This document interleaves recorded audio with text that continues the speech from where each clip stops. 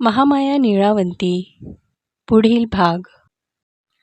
आतापर्यंत त्याच्या आयुष्यात त्याने प्रेम केलेली प्रत्येक व्यक्ती मृत पावली. हा पॅटर्न त्याला बायको बाळंतपणावेळी मेल्यावरच कळला होता.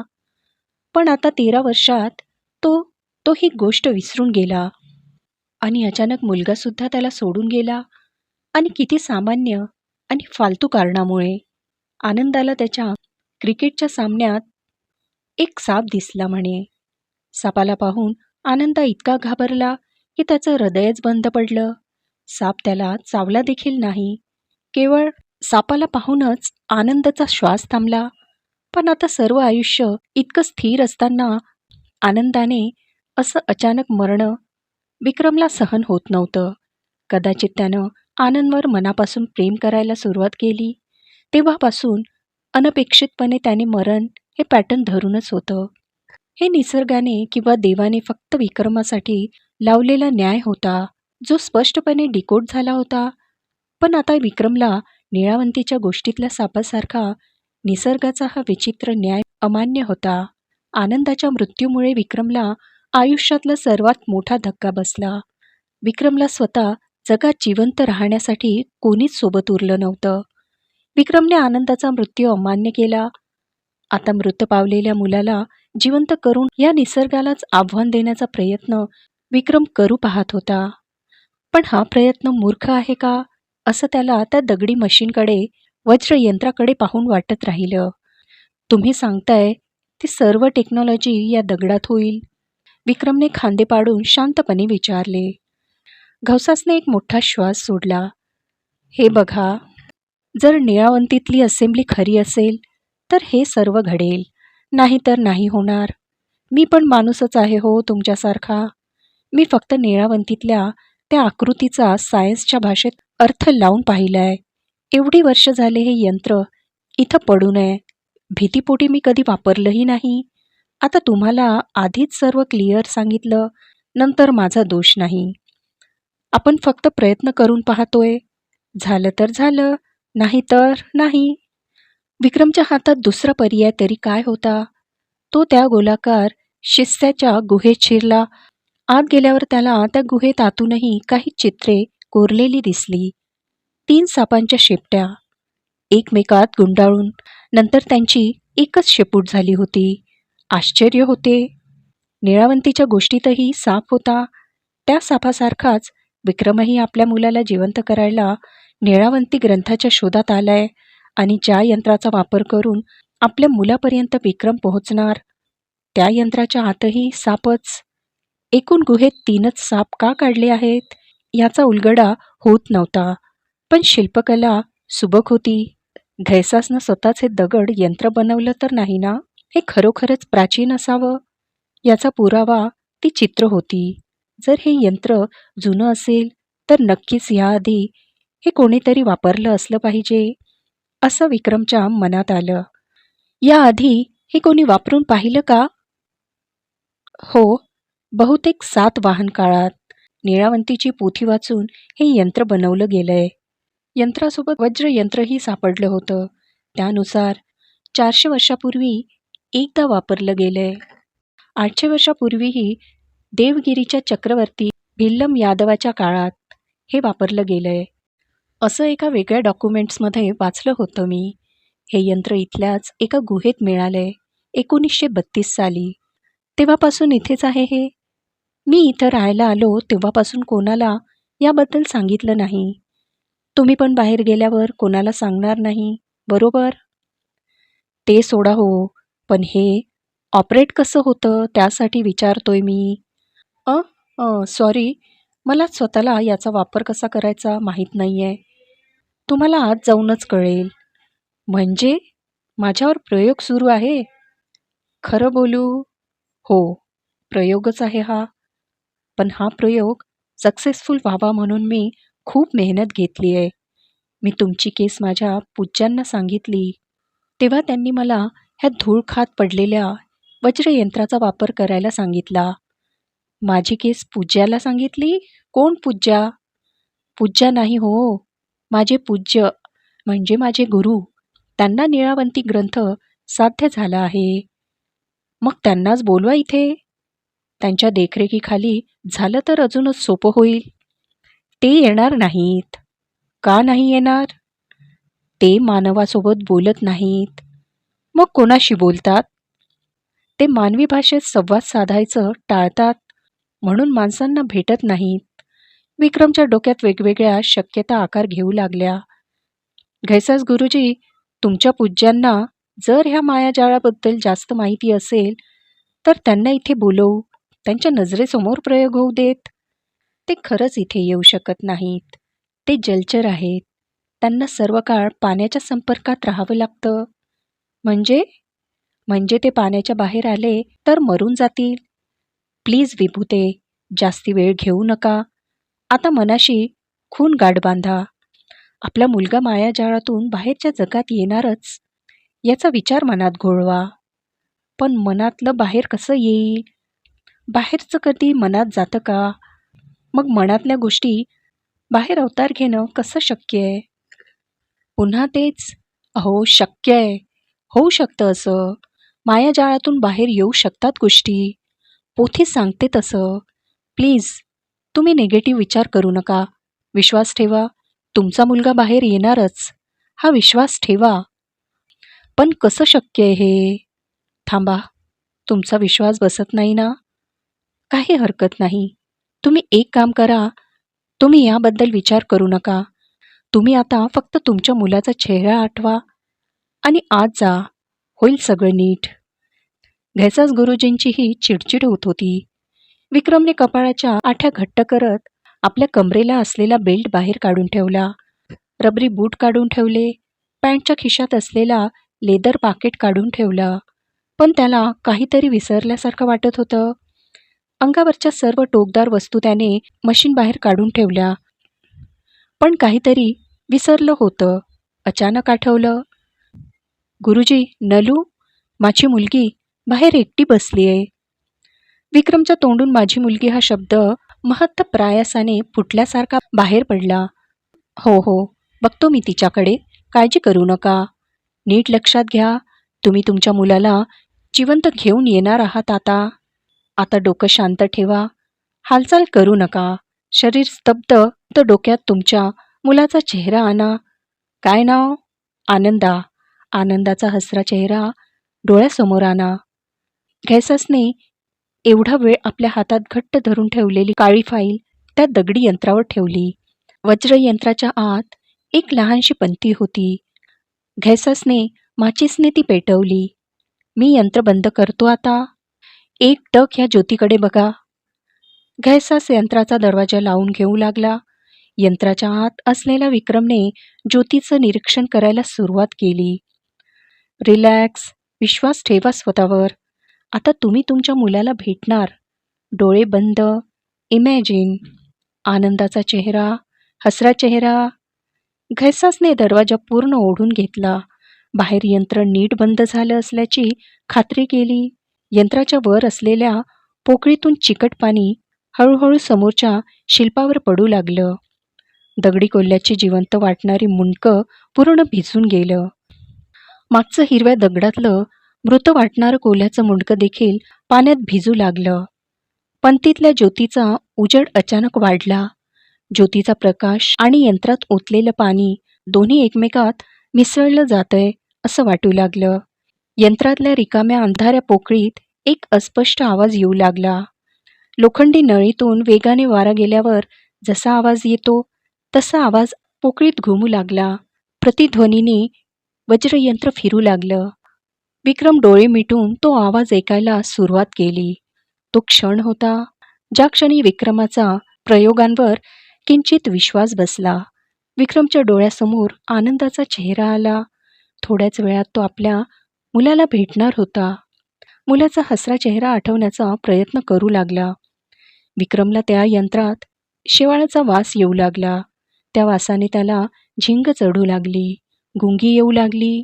आसपास असणाऱ्या अंधारात हळूहळू धुरकट प्रकाश दिसू लागला. अंधारात तारे चमकल्यासारखे प्रकाश चहूबाजूंनी अंधार फाडत आत शिरला. थंडी वाजू लागली. आपल्या आसपास बर्फवृष्टी होत आहे असं विक्रमला वाटू लागलं. बर्फाचे लहान लहान कण त्याच्या अंगावर बसू लागले. त्याचे पाय गुडघ्यापर्यंत पाण्याखाली गेले. पाणी वर चढू लागलं. वाढत वाढत विक्रमच्या गळ्यापाशी आलं. पाणी थंडगार होतं, पण ते त्याच्या शरीराला टोचत नव्हतं. विक्रमने मुद्दाम आपल्या डोळ्याची बुबुळं मोठी केली. आधी काळा कुट्ट अंधार असणाऱ्या यंत्रात आज शुभ्र उजेड दिसू लागला. त्याच्या समोरच्या मूर्तीतून निळा उजेड येत होता. मागे असलेली मूर्ती हिरवा प्रकाश फेकत होती. विक्रमने यंत्राच्या छतावर असलेल्या 3 सापांचे वेटोळे अजूनही दिसतात का ते पाहायचं ठरवलं. त्याने मान वर केली. वरती विक्रमसारखाच दिसणारा एक माणूस होता. तो माणूसही मान वर करून विक्रमकडे पाहत होता. तो आरसा आहे असा कोणालाही भास झाला असता, पण विक्रमसारखीच चेहरेपट्टी असलेल्या त्या माणसाची त्वचा पांढरट पडलेली होती. चेहऱ्यावर ठिकठिकाणी जखमांचे व्रण होते. विक्रम स्वतःचाच असा विद्रूप चेहरा पाहून भांबावून गेला. छताला उलटे टांगलेली ती व्यक्ती मान फिरवून विक्रमाकडे पाहत होती. विक्रम जागीच गोल फिरला. ती व्यक्ती देखील गोल फिरली. त्याच्यासोबत विक्रमला आपल्या पायांच्या खाली देखील कोणीतरी गोल फिरले असा भास झाला. त्याने खाली बघितलं. पायाखाली अजून एका व्यक्तीचे पाय होते. पायाखाली असलेली मानवी आकृती सुद्धा डोकावून विक्रमाकडे पाहत होती. विक्रमच्या मंद हालचाली डोक्यावरचा माणूस आणि पायाखालचा माणूस दोन्ही करत होते. प्रतिबिंबाप्रमाणेच विक्रमला जणू आपला आत्मा शरीराबाहेर आलाय. त्याचे तुकडे केले गेले. तेच तुकडे आता आपल्याला आरशात पाहिल्यासारखे दिसत आहे असं वाटलं. फक्त खालची वरची नाही, तर सगळ्याच बाजूंना आपल्या आत्म्यांचं प्रतिबिंब दिसलं त्याला. कोणी रागीट होतं, कोणी हसमुख होतं, कोणी रडत होतं, कोणी पळत होतं, कोणी नाचत होतं, कोणी मिठी मारत होतं, कोणी खून करत होतं. विक्रमने मायाजाळ शोधलं. त्याला आसपास जंगलातल्या हजारो विषांची, हजारो जीवांच्या ऊर्जा दिसल्या. अंधारात चमकणारे तारे म्हणजे त्या ऊर्जा होत्या हे त्याला उमगलं. कोणाची ऊर्जा लहान, कोणाची मोठी.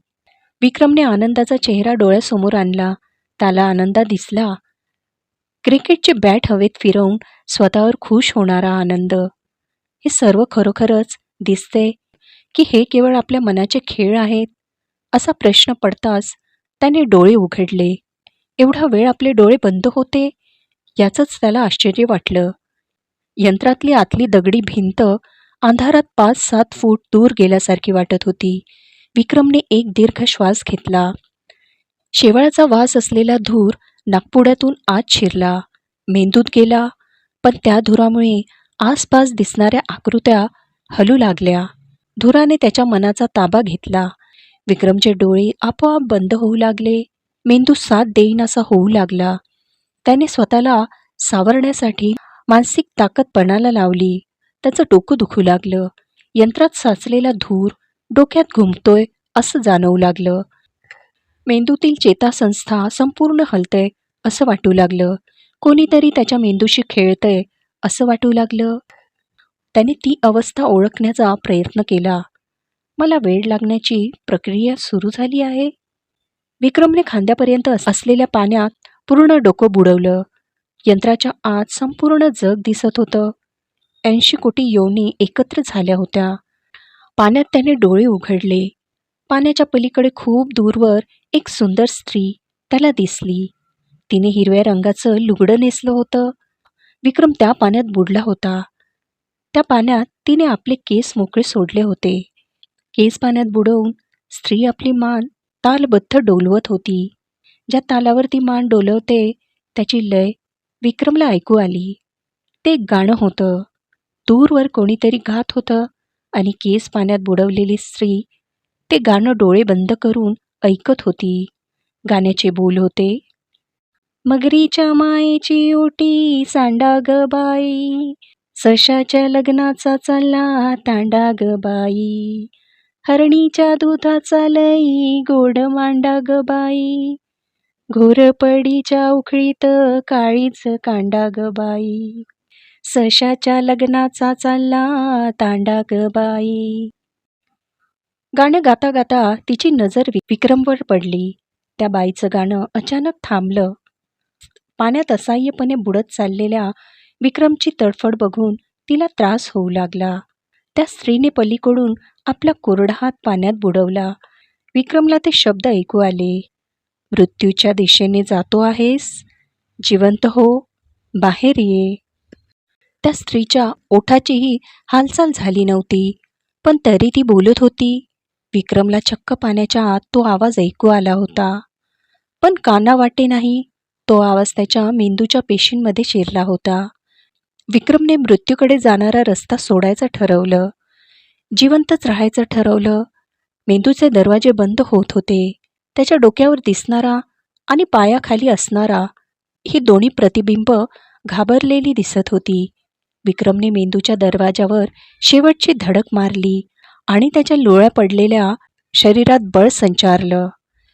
विक्रम यंत्राला आतून धक्के देऊ लागला. वज्रयंत्र हलू लागलं. आसपास दिसणाऱ्या गोष्टी अस्पष्ट होऊ लागल्या. सगळीकडे दिसणाऱ्या 80 कोटी योनी रडू लागल्या. विक्रमने धडका मारायला सुरुवात केली. श्वास अडकू लागला. मेंदूच्या पेशी शेवाळ्याच्या वासाने जळून जात आहेत असं वाटत होतं. विक्रमने शेवटची धडक जोराने मारली. यंत्राचा दरवाजा किलकिला उघडला. त्याने फटीत हात घालून दरवाजाला ताकद लावली आणि फट मोठी केली.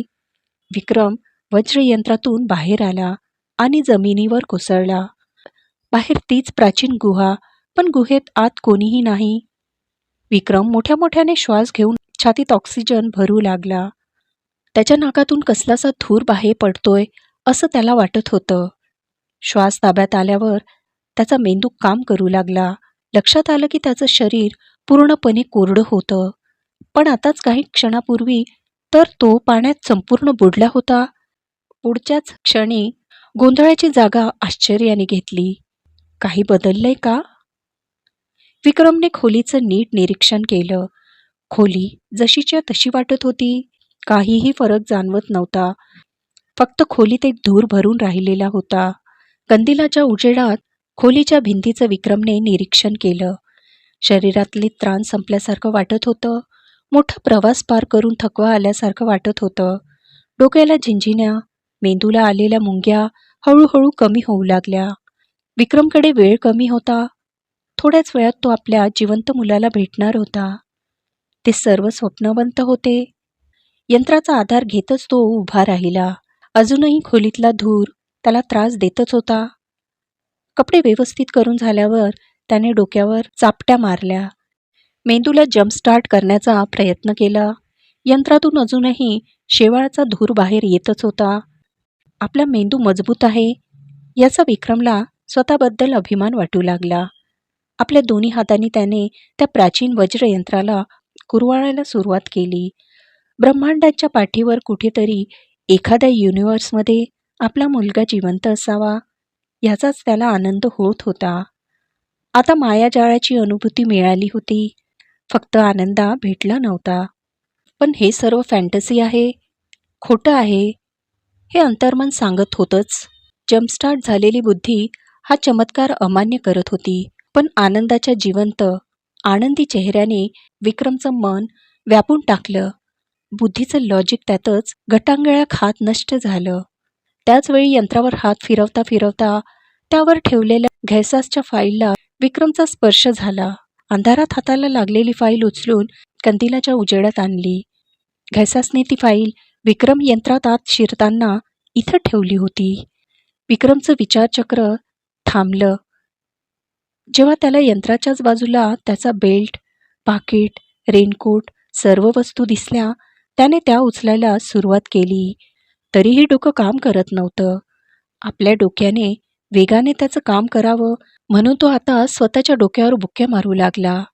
विक्रमने घैसास गुरुजींची फाईल उघडली. फाईलमध्ये अनेक नाव, तारखा आणि वेळा लिहिल्या होत्या. हे सर्व उर्दूसारखे उजवीकडून डावीकडे उलट लिहिलेलं होतं.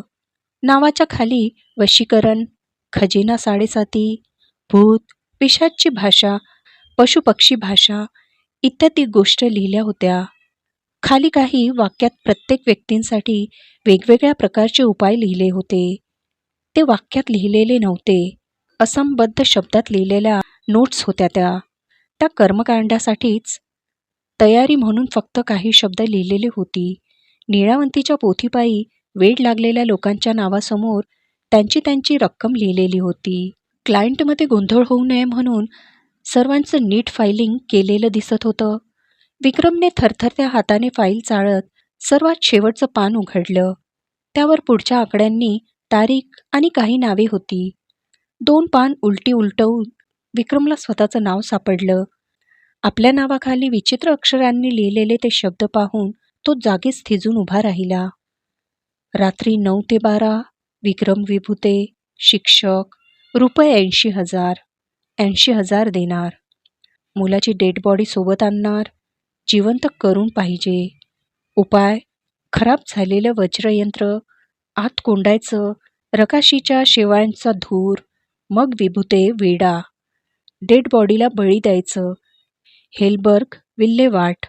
हे वाचून विक्रमचं डोकं जास्तीत जड झालं. तो ती माहिती पुन्हा पुन्हा वाचू लागला. खराब झालेलं वज्रयंत्र, रकाशीच्या शेवाळाचा धूर म्हणजे विभुते वेडा म्हणजे काय? विक्रमने खोलीत जमलेला धूर नक्की कुठून येतोय हे शोधायला सुरुवात केली. धूर वज्रयंत्राच्या खालच्या बाजूने येत होता. विक्रमने वाकून बघितले. यंत्राखाली हिरव्या काळ्या सुकलेल्या शेवाळाला जाळलं होतं. विक्रमने वाकून बघितले. यंत्राखाली हिरव्या काळ्या सुकलेल्या शेवाळाला जाळलं होतं. शेवाळाचा धूर पुन्हा एकदा विक्रमच्या नाकात घुसला. मेंदू बधीर झाला. त्या शेवाळाचं नाव रकाशी होतं तर. मेंदूतल्या नसा कायमस्वरूपी उद्ध्वस्त होत असाव्यात हे विक्रमला जास्त विचार न करता कळलं. निळावंतीच्या शोधात वेड लागलेल्या जमातीत अजून एक वेडा माणूस मोजला जाणार होता, विक्रम विभुते. पण शेवटच्या ओळीत लिहिलेलं नीट कळत नव्हतं. हेलबर्ग विल्हेवाट. हेलबर्ग म्हणजे काय आणि कशाची विल्हेवाट? त्या विषारी धुराने चालू बंद होत असलेल्या मेंदूने पुन्हा मदतीचा हात देत उत्तर दिलं, आनंदाच्या डेड बॉडीची बळी देण्यासाठी विल्हेवाट लावली जाणार. डोक्यात प्रकाश पडताच विक्रम क्षणाचाही विलंब न करता गुहेच्या लाकडी दरवाजाजवळ आला. ताकद लावून पूर्ण दरवाजाच उचकटून टाकला. पायऱ्या चढून वर येऊ लागला. घैसासच्या ताब्यात आता आनंदाचा मृतदेह होता. घैसास आनंदाच्या मृतदेहासोबत काय करणार हे विक्रमला कळलं होतं. विक्रम पायऱ्या चढत चढत तळघरातल्या आतल्या मजल्यावर आला. तिथं त्याला मंद प्रकाशात एका आकृतीची हालचाल दिसली. विक्रम जागीच थबकला. घैसासने आनंदाचा मृतदेह बाहेर ओढत तळघरात आणलेला होता. मृतदेहाला खालून सर्व अंगाला माती लागली होती. आनंदाच्या मृत चेहऱ्यावर चिखलाचे डाग होते. बाजूला गुडघ्यावर बसलेल्या घैसासने हातात कुऱ्हाड घेतली होती. त्याने आनंदाचे पाय फाकवून ठेवले होते. त्याच्या डोक्याजवळ बसून घैसास कुऱ्हाडीची पात डोक्यावर नीट बसवत होता. तो इतकं मन लावून कुऱ्हाड तयार करत होता की त्याचं खोलीत विक्रम आलाय हे त्याला कळलं देखील नाही. सवय असल्यासारखं घैसास शांतपणे आपलं काम करत होता. त्याच्या डोक्यात कुऱ्हाड पक्की झाल्यावर मृतदेहाच्या कोणत्या अवयवातून किती रक्त निघेल याची आकडेमोड सुरू होती. तो त्यात गुंग झाला होता. विक्रमने आनंदकडे बघितले. आता त्याच्या देहावरचा बर्फ पूर्णपणे सुकला होता. ओलं शरीर जमिनीला घासल्यामुळे जागोजागी खरचटलं होतं. मातीने माखलेलं आनंदाचं शरीर एका प्लास्टिकच्या छप्पडावर आणून ठेवलेलं होतं. विक्रम स्तब्धपणे आपल्या मुलाच्या मृतदेहाकडे पाहत राहिला. एखाद्या मृतदेहासारखाच. आनंदाच्या मृतदेहाची अवस्था पाहून विक्रमाच्या डोळ्यात अश्रू जमा झाले. महामाया निळावंती या कादंबरीचा पुढील भाग ऐकण्यासाठी चॅनलला सबस्क्राईब करा, व्हिडिओला लाईक करा आणि शेअर करा. धन्यवाद.